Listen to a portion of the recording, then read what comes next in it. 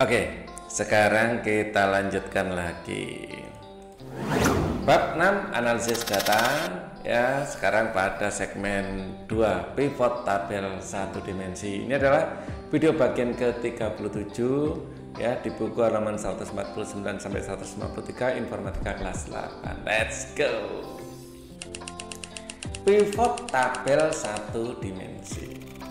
Pivot tabel satu dimensi digunakan untuk meringkas data dari suatu kumpulan data set ya, data yang besar kita ringkas, kita ingin lihat bagian yang ingin kita ketahui aja. Nah, pada pivot tabel satu dimensi, data yang akan digunakan sebagai baris pivot berasal dari satu kolom data pada kumpulan data. Ya, jadi ilustrasinya seperti ini.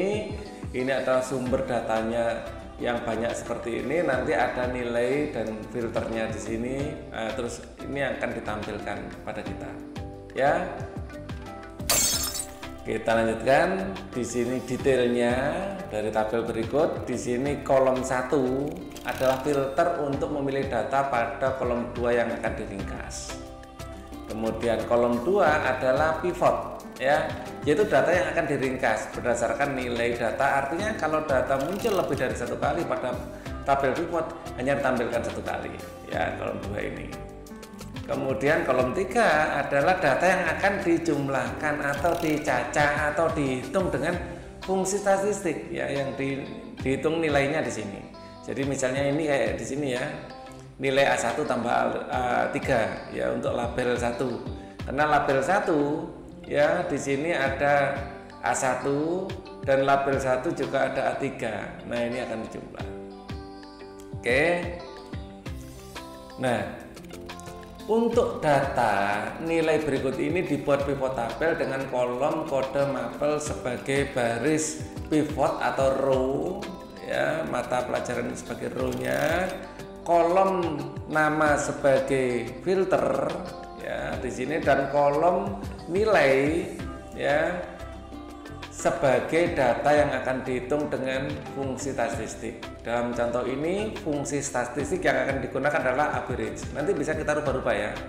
Selain average masih banyak lagi. Pivot tabel menampilkan ringkasan nilai rata-rata untuk setiap mata pelajaran. Jika pada bagian filter nama dipilih nama Erina ya, pada pivot tabel akan ditampilkan nilai dari Erina beserta nilai-nilainya. Jadi akan diselect atau ditampilkan bagian Erina saja kalau dipilih Erina. Jadi di sini ini adalah tampilannya. Nah, ini bisa dipilih-pilih, mau dipilih Erina, mau dipilih Vina, nilainya di sini. Ya, nanti akan muncul nilai-nilainya. Misalnya kita pilih Erina, di sini akan muncul nilai Erina, yaitu nilai bahasa Inggris dan IPA. Ya, rata-ratanya juga dimunculkan di sini. Ya, terus total ya, di sini akan dimunculkan juga total rata-rata maksudnya ya. Di bahasa Inggris rata-ratanya 75, IPA rata-ratanya 85, total rata-rata adalah 80, yaitu 75 tambah 85 bagi 2. Seperti itu. Ya.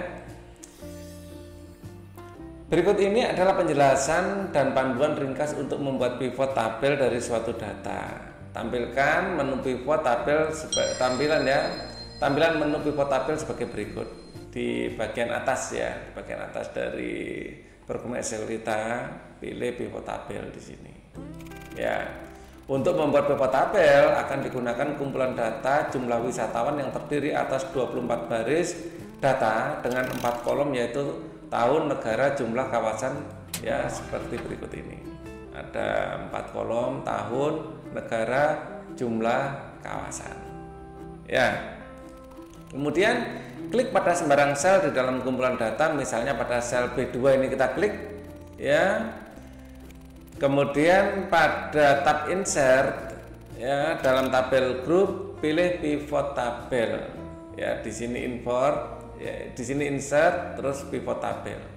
Ya, akan muncul menu dialog baru. Secara otomatis ya, muncul dialog barunya seperti ini ya.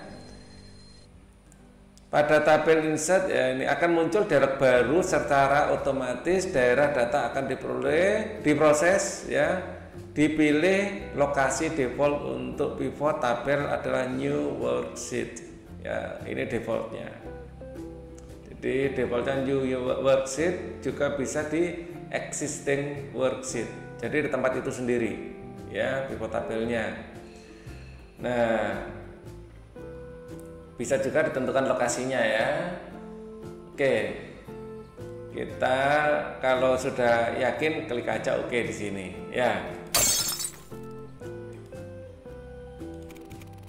Selanjutnya, pivot tabel field panel akan muncul untuk mendapatkan informasi jumlah wisatawan per kawasan. Tarik field berikut ini ya ke dalam area yang ditunjuk. Ya, field kawasan row area di sini kita tinggal centang-centang mana yang diinginkan. Ya, field kawasan row area, field values area, dan field filter area. Di sini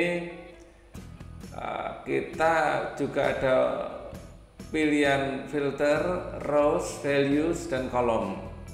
Ya. Dari pivot tabel yang dihasilkan dapat dilihat jumlah wisatawan yang terbanyak berasal dari Asia Tenggara di sini ya. Nanti akan kita coba-coba ini. Ya. Oke. Secara default, pivot tabel akan membuat ringkasan data dengan fungsi sum atau count untuk mengubah jenis kalkulasi yang diperlukan berikut angkanya.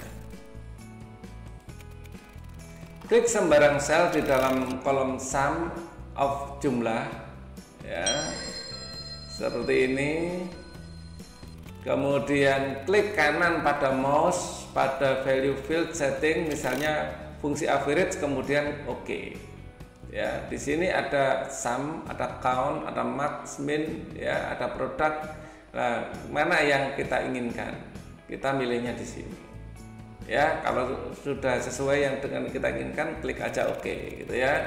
Hasil yang diberikan akan menampilkan nilai rata-rata karena ini average ya, average itu rata-rata.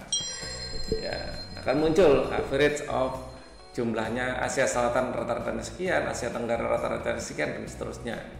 Dari total rata-ratanya adalah sekian, gitu ya.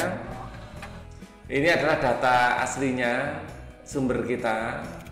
Kemudian untuk area filter tahun, kalian dapat melakukan filter data pada pivot tabel berdasarkan tahun. Secara default yang tampil adalah A11, A11 ya, A11. Misalnya ya, berapa jumlah wisatawan pada 2018 ya, yang berasal dari beberapa kawasan. Caranya klik drop down, ya, drop down ini kayak gini, ini drop down namanya ya.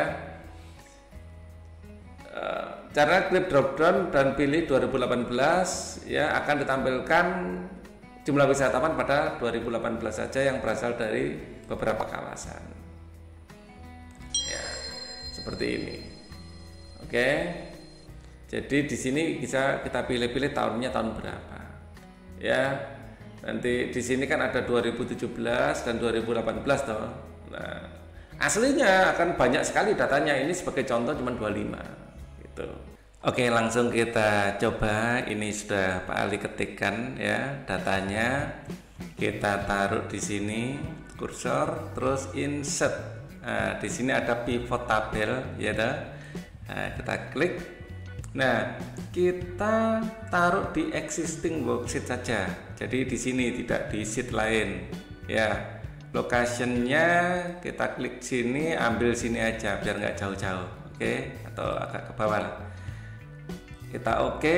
Nah, akan muncul seperti ini. Kita select apa? Tahun, jumlah, kawasan misalnya.